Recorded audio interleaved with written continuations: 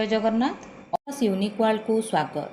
यही भिडियो रे आपण माने देखिबे आमर जो निपुण सप्ताह चली तार द्वितीय दिवस अर्थात 16/9/2025 रे आपण माने शिशु बाटिका ठारू तृतीय श्रेणी पर्यंत केउ सबु कार्य करिवे। ये रही दिवस 2 रो कार्य। तो चलंतु एही दिन आमे संख्या ज्ञान आधारित कार्य करिबा। तो चलंतु आरंभ करिबा। एठी देखुचंती शिशु बाटिका और प्रथम श्रेणी कार्य 1 रे आमे नबा शिक्षक शिक्षयित्री द्वारा गल्प कथन। सेही गल्पटी हेउची आई माँ कहानी। सेहीपरि एबे देखुचंती द्वितीय एवं तृतीय श्रेणी पई शिक्षक शिक्षयित्री द्वारा गल्प कथन, मामू आसिले केते मजा एवं दुई सांग। एथिपाई समय अवधि रही समय अवधि आपणकर रही 2 घंटा एवं एथिपाई आपणकर शिक्षण सामग्री आवश्यक अछि गणित धारणा कार्ड बा मैथ कॉन्सेप्ट कार्ड। एथि सहित आपण माने कार्य 2 करिवे। कार्य 2 रे प्रहेली बा पजल्स नेबे। शिक्षक शिक्षयित्री सूचना अनुसार दलगत कार्य रही। सेहीपरि ये रही शिशु बाटिका प्रथम श्रेणी पाई एवं द्वितीय तृतीय श्रेणी पाई रही सेही प्रहेली बा पजल। शिक्षक शिक्षयित्री सूचना अनुसार दलगत कार्य देबे। एथिपाई शिक्षण सामग्री रही शिशु बाटिका और प्रथम प्रहेली कार्ड। तार्थ गणितर आमर तृतीय शिक्षण कार्य जहाकू कि आपण माने सप्तम पीरियड रे करिवे। देखंतु ये रही शिशु बाटिका प्रथम श्रेणी पाई रही गणित खेल आस आम 5 इंद्रिय को जानिबा। एवं द्वितीय एवं तृतीय श्रेणी पिलांक पाई कौन रही ना मिसाई कुह। एथिपाई आमर शिक्षण सामग्री कौन आवश्यक हम देखंतु शिशु बाटिका प्रथम श्रेणी पाई खेल सूचना आधार रे हेबो। शिक्षक शिक्षयित्री जहाँ सूचना देबे से आधार रे कार्य करिबा। एवं द्वितीय तृतीय श्रेणी पाई खेल सूचना आधार रे हेबो। एथिपाई चित्र कार्ड आवश्यक रही। तेणु परे आमर गणित शिक्षण कार्यगुड़िक कराजिबो।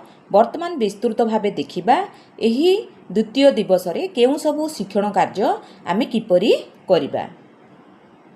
एबे देखंतु आमर शिशु बाटिका प्रथम श्रेणी पाई आमे नेबा कहानी आई माँ को कहानी।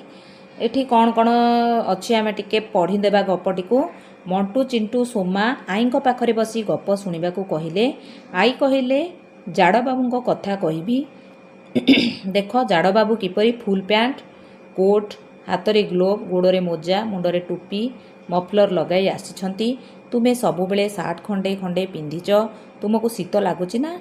शीत ऋतु रे समस्ते जड़ बाबू परी पोशाक पिंधिले शीत हेब नाही।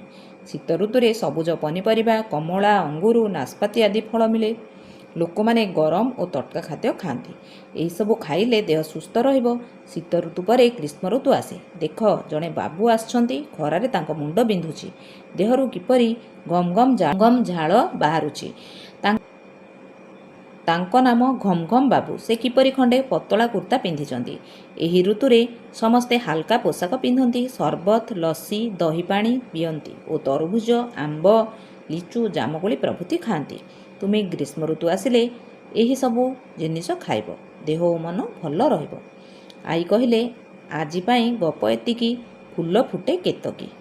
मंटू कहिला आई बहुत मजा लागिला। आई कहिले तुमे सबू मन लगाई पाठ पढ़िले बहुत कथा जानिबो। समस्ते खुशी हेले और पाठ पढ़िबा को गले। एबे पिलांगु धारणा प्रदान कराजिबो ग्रीष्म शीत ऋतुर धारणा। देखंतु ग्रीष्म शीत ऋतुर धारणा पाई किछि संपर्कित शब्द एठी चतुर्पार्श्व रे देइछि। वर्तमान तळे देखिबा धारणा संपर्कित किछि प्रश्न। काहाकू जाड़ बाबू डाकुथिले? केउ ऋतुरे लोक माने कोट केउ ऋतुरे लोक माने कोट पैंट पिंधंती। तरबुज केउ ऋतुरे खाइबाकू भल लागे। हल्का पोशाक केउ ऋतुरे लोक माने पिंधंती। शीत ऋतु ग्रीष्म ऋतु भितरु तुमको केउ ऋतु भल लागे और काहेकि एही सब आलोचना कराजिबो। वर्तमान शिक्षण कार्य 1 रे आमे द्वितीय श्रेणी पाई नबा मामू आसिले केते मजा। ଆପଣମାନେ ଦେଖିପାରୁଛନ୍ତି ଏହି ଗପଟିକୁ। ରାଜୁ ତା ମାମୁଁକୁ ବହୁତ ଭଲ ପାଏ। ବିଦ୍ୟାଳୟ ଛୁଟି ହେଲେ ମାମୁଁ ଘର ଯିବ ବୋଲି ମାଆଙ୍କୁ କୁହେ। ସେଦିନ ରବିବାର ଥାଏ, ମାମୁଁ ଆସି ପହଞ୍ଚିଗଲେ। ଏହିପରି ଭାବରେ ଆପଣମାନେ ଦେଖୁଛନ୍ତି ପୁରା ଗପଟି। ଏହି ଗପଟି ପିଲାମାନଙ୍କୁ ଶୁଣେଇବେ, ଏଥିସହିତ କିଛି ଧାରଣା ଦେବେ, ଧାରଣା ଆଧାରିତ ଶବ୍ଦ ଏବଂ ଧାରଣା ସମ୍ପର୍କିତ କିଛି ପ୍ରଶ୍ନ ମଧ୍ୟ ପଚାରିବେ। ଏବେ ଆମେ ଦେଖିବା ଧାରଣା ସମ୍ପର୍କିତ କିଛି ଶବ୍ଦ।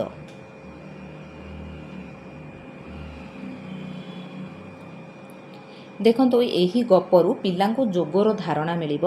ତେଣୁ ଶୂନ ସହ ଯୋଗର ଧାରଣା ମିଳିବ। ସେହି ଧାରଣା ସମ୍ପର୍କିତ ଶବ୍ଦ ଯେପରିକି ସବୁତକ, ଶୂନ, ଯୋଗଫଳ, ମିଶି ଇତ୍ୟାଦି ଶବ୍ଦ ରହିଛି। ବର୍ତ୍ତମାନ ଧାରଣା ସମ୍ପର୍କିତ ପ୍ରଶ୍ନ ରହିଛି। ମାମୁଁ ରାଜୁ ପାଇଁ କ'ଣ ଆଣିଥିଲେ? କେତୋଟି ମିଠା ପ୍ୟାକେଟ୍ ଆଣିଦେଇଥିଲେ? ଏହିପରି କେତେଗୁଡ଼ିଏ ପ୍ରଶ୍ନ ଆପଣମାନେ ଦେଖୁଛନ୍ତି। ରାଜୁ 2ଟି ପ୍ୟାକେଟରେ କେତୋଟି ଲେଖାଏଁ ମିଠା ଅଛି ବୋଲି କହିଲା? ରାଜୁ ସମୁଦାୟ କେତୋଟି ମିଠା ଥିଲା ବୋଲି କହିଲା? ଏହିପରି ଭାବରେ ଇଏ ରହିଛି 2 ଶ୍ରେଣୀ ପାଇଁ କାର୍ଯ୍ୟ। ବର୍ତ୍ତମାନ ଆପଣମାନେ ଦେଖୁଛନ୍ତି 2 ସାଙ୍ଗ, ଯାହାକି ତୃତୀୟ ଶ୍ରେଣୀ ପାଇଁ ରହିଛି ପ୍ରଥମ ଶିକ୍ଷଣ କାର୍ଯ୍ୟ। ଏଠି ମଧ୍ୟ କିଛି ଚିତ୍ର ଦେଖୁଛନ୍ତି ଏବଂ ଚିତ୍ର ଆଧାରିତ ଗୋଟିଏ ଗପ ଅଛି। ରୀତା ମିତା 2 ସାଙ୍ଗ। ରବିବାର ଦିନ ସେମାନେ ଝୁଡ଼ି ନେଇ ଆମ୍ବ ଗୋଟେଇବା ପାଇଁ ଗଲେ। ରୀତା ଥରକୁ 2ଟି ଆମ୍ବ ଓ ମିତା ଥରକୁ 3ଟି ଆମ୍ବ ଆଣି ଝୁଡ଼ିରେ ରଖିଲେ। 2 ଜଣ 5 ଥର ଲେଖାଏଁ ରଖିଲା ପରେ ଝୁଡ଼ି ପୁରା ହୋଇଗଲା। ସେମାନେ ଆମ୍ବତକ ନେଇ ଘରକୁ ଆସିଲେ। ଘରେ ଖୁସିରେ ସବୁତକ ଗଣି ଦେଖିଲେ। 25ଟି ଆମ୍ବ ହେଲା। ତାହେଲେ ରୀତା କହିଲା, ମୁଁ 10ଟି ଆମ୍ବ ଗୋଟେଇଛି। ମିତା କହିଲା, ମୁଁ 15ଟି ଆମ୍ବ ଗୋଟେଇଛି। ଏଠି ପିଲାମାନଙ୍କୁ ଧାରଣା ପାଇବେ ଗୁଣନ ଖନ୍ଦାର ଧାରଣା। ତ ଗୁଣନ ଖନ୍ଦା ଧାରଣା ଆଧାରିତ କିଛି ଶବ୍ଦ ଆପଣମାନେ ବର୍ତ୍ତମାନ ଦେଖିବେ ଏବଂ ଶବ୍ଦ ଧାରଣା ସମ୍ପର୍କିତ କିଛି ପ୍ରଶ୍ନ ଆପଣମାନେ ଦେଖିବେ। ଦେଖୁଛନ୍ତି, ଇଏ ରହିଲା ଗୁଣନ ଖନ୍ଦା। ସମ୍ପର୍କିତ ଶବ୍ଦଗୁଡ଼ିକ ଚତୁଃପାର୍ଶ୍ୱରେ ଲେଖା ହୋଇଛି। ଆପଣମାନେ ଦେଖୁଛନ୍ତି, ଏଠି ଧାରଣା ସମ୍ପର୍କିତ ପ୍ରଶ୍ନ ପଚରାଯାଇଛି। ରୀତା ଥରକୁ କେତୋଟି ଆମ୍ବ ଗୋଟଉଥିଲା? ମିତା ଥରକୁ କେତୋଟି ଆମ୍ବ ଗୋଟାଉଥିଲା? ରୀତା ମିତା ଦୁହେଁ କେତେ ଆମ୍ବ ଗୋଟେଇଲେ? ଏହିପରି ଭାବେ ଧାରଣା ଆଧାରିତ ପ୍ରଶ୍ନ ପିଲାମାନଙ୍କୁ ପଚରାଯିବ।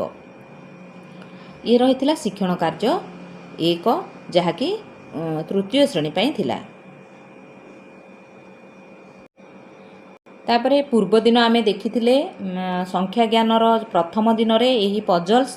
ଆପଣମାନେ ସେମ୍ ଏହି ପଜଲ୍ ନ ନେଇ ଆପଣମାନେ ଅଲଗା କିଛି ପଶୁପକ୍ଷୀଙ୍କ ପଜଲ୍ ନେଇକି, ଇଏ ରହିଛି ଆମର ଦ୍ୱିତୀୟ ପିରିୟଡ଼ର କାର୍ଯ୍ୟ, ଦ୍ୱିତୀୟ ଶିକ୍ଷଣ କାର୍ଯ୍ୟ, ଯାହାକି ଆପଣମାନେ ଷଷ୍ଠ ପିରିୟଡ଼ରେ କରିବେ। କିଛି ନୂଆ ପଶୁପକ୍ଷୀଙ୍କ ଚିତ୍ର ନେଇକି ଅଲଗା ପଜଲ୍ସ ନେଇକି ତାକୁ ଯୋଡ଼ିବାକୁ କହିପାରିବେ। ଇଏ ରହିଛି ଶିଶୁ ବାଟିକା ପାଇଁ। ସେହିପରି ପ୍ରଥମ ଶ୍ରେଣୀ ପାଇଁ ଆପଣମାନେ କିଛି ସଂଖ୍ୟା ନେଇକି ଡଟ୍ ଡଟ୍ ଦେଇକି ପୁଣି ଏହିପରି ଭାବରେ ପଜଲ୍ସ ପ୍ରସ୍ତୁତ କରିପାରିବେ। ଇଏ ରହିଛି ପ୍ରଥମ ଶ୍ରେଣୀ ପାଇଁ। ତାପରେ ଏଠି ଆପଣମାନେ ଦେଖିପାରୁଛନ୍ତି ଦ୍ୱିତୀୟ ଶ୍ରେଣୀ ପାଇଁ ଗଲା କାଲି ଆମେ ଏଇଟା କରିଥିଲେ, କିନ୍ତୁ ଏ ଆଧାରିତ କିଛି ଅଲଗା ପ୍ରଶ୍ନ ଆପଣମାନେ ପଜଲ୍ସ କରିକି ପିଲାଙ୍କୁ ଦେଇପାରିବେ। ଇଏ ରହିଛି ଆପଣମାନଙ୍କ ପାଇଁ ସାମ୍ପୁଲ, ଦ୍ୱିତୀୟ ଶ୍ରେଣୀ ପାଇଁ ରହିଛି। ସେହିପରି ତୃତୀୟ ଶ୍ରେଣୀ ପାଇଁ ଦେଖନ୍ତୁ, ଇଏ ରହିଛି ଗୋଟିଏ ପଜଲ୍ସ, ଯାହାକି ତୃତୀୟ ଶ୍ରେଣୀ ପାଇଁ ପିଲାମାନେ ନିଜ ମାନସିକ ଶକ୍ତିର ବିନିଯୋଗ କରି ଏହି କାର୍ଯ୍ୟଟିକୁ କରିବେ। ଆପଣ ଇଏ ଗଲା କାଲି ଆମେ କରିଥିଲେ, ଏହି ଆଧାରିତ ଆଉ ଗୋଟିଏ ପଜଲ୍ସ ଆପଣମାନେ ନେଇ ପିଲାଙ୍କୁ ଏହି କାର୍ଯ୍ୟ କରିବାକୁ ଦେବେ। ଏଠି ଆପଣମାନେ ଦେଖୁଛନ୍ତି, ଆସ ଆମେ 5 ଇନ୍ଦ୍ରିୟକୁ ଜାଣିବା। ଏଥିପାଇଁ ଶିକ୍ଷଣ କ'ଣ କରିବେ ନା 5ଟି ଫ୍ଲାସ୍ କାର୍ଡ଼ ପ୍ରସ୍ତୁତ କରିବେ। 5ଟି ଫ୍ଲାସ୍ କାର୍ଡ଼ ପ୍ରସ୍ତୁତ କରିବେ। ସେଗୁଡ଼ିକରେ 5ଟି ଇନ୍ଦ୍ରିୟର ଅଲଗା ଅଲଗା ଚିତ୍ର ଥିବ। ଅର୍ଥାତ୍ ଗୋଟିଏରେ କାନ ଚିତ୍ର, ଗୋଟିଏରେ ନାକ, ଗୋଟିଏରେ ପାଟି, ଗୋଟିଏରେ ଆଖି ଏବଂ ଗୋଟିଏରେ ଜିଭ ଚିତ୍ର ଥିବ। ପିଲାମାନେ ଜଣେ ଜଣେ ଇନ୍ଦ୍ରିୟ ଗୁଡ଼ିକର ନାମ କହିବେ। ଶିକ୍ଷକ ପ୍ରତ୍ୟେକକୁ ଗୋଟିଏ ଫ୍ଲାସ୍ କାର୍ଡ଼ ଦେଖାଇବେ ଏବଂ ଇନ୍ଦ୍ରିୟର ନାମ କହିବା ପରେ ସେହି ଇନ୍ଦ୍ରିୟ ଉପରେ ଗୋଟିଏ ବାକ୍ୟ କହିବେ। ମନେକର କାନ କୁହାଯିବ, ତ ପିଲାଟି କାନ ଶବ୍ଦକୁ ନେଇକି ଗୋଟିଏ ବାକ୍ୟ କହିବ, ଯେପରିକି କାନ ଦ୍ୱାରା ଆମେ ଶୁଣୁ। ଏହିପରି ପିଲା ନିଜ ହିସାବରେ ଗୋଟିଏ ଗୋଟିଏ ବାକ୍ୟ କହିବେ। ଏହିପରି ସମସ୍ତ ଫ୍ଲାସ୍ କାର୍ଡ଼କୁ ନେଇକି ଦେଖେଇକି କାର୍ଯ୍ୟ କରାଯିବ। ଇନ୍ଦ୍ରିୟ ଚିହ୍ନଟ କରାଇବେ ଓ ଗୋଟିଏ ଲେଖାଏଁ ବାକ୍ୟ କହିବା ପାଇଁ କହିବେ। ଏହିପରି ଭାବରେ ପିଲାମାନେ ଆମର 5ଟି ଇନ୍ଦ୍ରିୟକୁ ଚିହ୍ନିବେ ଏବଂ ସେ ସମ୍ପର୍କରେ କିଛି ବାକ୍ୟ କହିବେ। ଶିକ୍ଷକ ଅନୁଧ୍ୟାନ କରିବେ ଓ ନିଶ୍ଚିତ କରିବେ ଯେପରି ବାକ୍ୟ ଗୁଡ଼ିକ ରିପିଟେସନ୍ ହେବ ନାହିଁ। ତା ଅର୍ଥ ପିଲାମାନେ ବିନା ରିପିଟ୍ କରିକି ଗୋଟିଏ ଗୋଟିଏ ନୂଆ ନୂଆ ବାକ୍ୟ କହିବାକୁ ଚେଷ୍ଟା କରିବେ। ଇଏ ଥିଲା ଆମର ଶିଶୁ ବାଟିକା ଏବଂ ପ୍ରଥମ ଶ୍ରେଣୀ ପାଇଁ ଆମର ତୃତୀୟ ଶିକ୍ଷଣ କାର୍ଯ୍ୟ। ଆସ 5 ଇନ୍ଦ୍ରିୟକୁ ଜାଣିବା। ଏବେ ଦେଖିବା ଦ୍ୱିତୀୟ ଏବଂ ତୃତୀୟ ଶ୍ରେଣୀ ପାଇଁ ମିଶାଇ କୁହ। ଦେଖନ୍ତୁ ସାଙ୍ଗମାନେ, ଇଏ ରହିଛି ମିଶେଇ କୁହ। ଏହାକୁ ଆମେ ଗଲା କାଲି ତା ଅର୍ଥ ଦିବସ 1ରେ ଏ କାର୍ଯ୍ୟକୁ କରିଥିଲେ।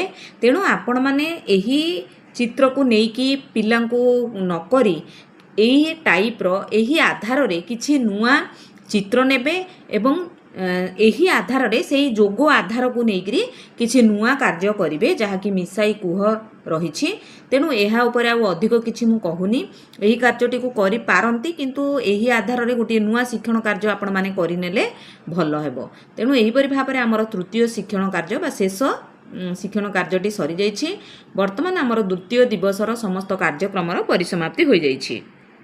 ତେଣୁ ମୋଟାମୋଟି ଭାବେ କହିବାକୁ ଗଲେ ଇଏ ହେଉଛି ଆମର ନିପୁଣ ସପ୍ତାହର ଦ୍ୱିତୀୟ ଦିନର କାର୍ଯ୍ୟକ୍ରମ, ଯାହାକି ଆପଣମାନଙ୍କୁ 16/9/2025ରେ କରିବାକୁ ପଡ଼ିବ। ଆଶା କରୁଛି ଏହି ଭିଡ଼ିଓଟି ଦେଖିଲା ପରେ ଆପଣମାନଙ୍କ ପାଖରେ କିଛି କାର୍ଯ୍ୟ କରିବା ପାଇଁ ନଲେଜ ଆସିଯାଇଥିବ ଏବଂ ଏହି ଆଧାରରେ ଆପଣମାନେ ଅନ୍ୟ କିଛି କାର୍ଯ୍ୟ ମଧ୍ୟ କରିପାରିବେ। ଆଶା କରୁଛି ଭିଡ଼ିଓଟି ନିଶ୍ଚୟ ଭାବେ ଆପଣମାନଙ୍କ ପାଇଁ ହେଲ୍ପଫୁଲ୍ ହେବ। ଯଦି କାର୍ଯ୍ୟରେ ଆସିଛି ବୋଲି ଭାବୁଛନ୍ତି ଦୟାକରି ଭିଡ଼ିଓକୁ ଲାଇକ୍ କରିବେ, ଶିକ୍ଷକ ବନ୍ଧୁମାନଙ୍କୁ ସେୟାର କରିବେ, ମତାମତ କମେଣ୍ଟ ମାଧ୍ୟମରେ ଦେବେ ଏବଂ ଯେଉଁ ବନ୍ଧୁମାନେ ମୋ ଚ୍ୟାନେଲରେ ନୂଆ ଅଛନ୍ତି ଅନୁରୋଧ ଚ୍ୟାନେଲକୁ ନିଶ୍ଚୟ ଭାବେ ସବସ୍କ୍ରାଇବ୍ କରିବେ। ରହୁଛି, ଧନ୍ୟବାଦ, ଜୟ ଜଗନ୍ନାଥ।